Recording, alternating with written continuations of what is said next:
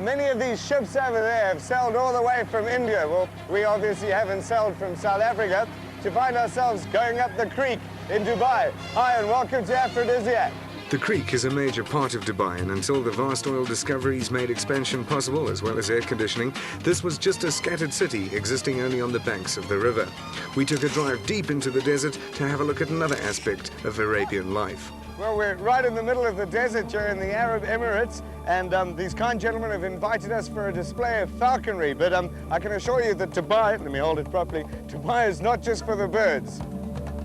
These are young falcons, and they're being trained in the art of catching their prey. They can cost up to 10,000 US dollars. But most of the pigeons had no intention of becoming part of anybody's dinner, and we were all rooting for them to get away. Most of them actually did.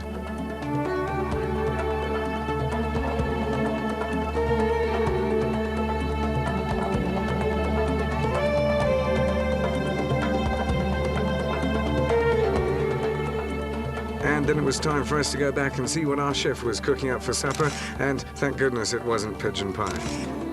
Well, it's always great to meet up with familiar faces on our travels, and tonight our featured chef is a man who's well known in South Africa. Until recently, he was the highly successful executive sous chef at the Palace, and it's Ralph Speaker. And he's already come to terms with the regional cooking here, and tonight he's going to be preparing an Arabic traditional chicken dish, and he's going to be assisted by Mahmoud. Okay, how do we do this? Well, the first thing that they used was an Arabic substitute for butter, which is called ghee. There were some chunks of lamb, some onions, some pine nuts, peas, and chicken, and then also some herbs and spices. The tastic rice was pre-soaked, and then the lamb was added to our browning onions. Thai spices, oriental spices. Some more herbs and spices, and then the pine nuts were added. The rice was then drained, added to the mixture of the lamb,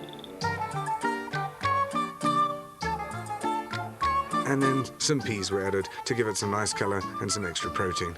Ralph was using a baby chicken, so I suppose this was sort of like an Arabic spring chicken roll.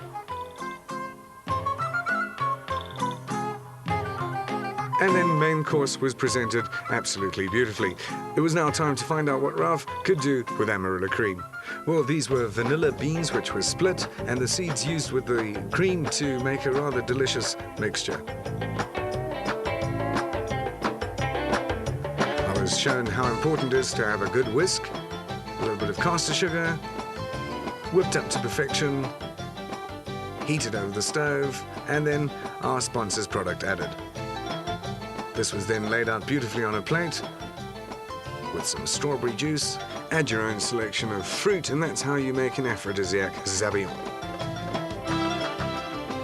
Well, as the sun sets over this beautiful Arabian desert, unfortunately, once again, it's time to say goodbye. But I'm going to be joining the birds for this fabulous desert picnic, and I'm really looking forward to it.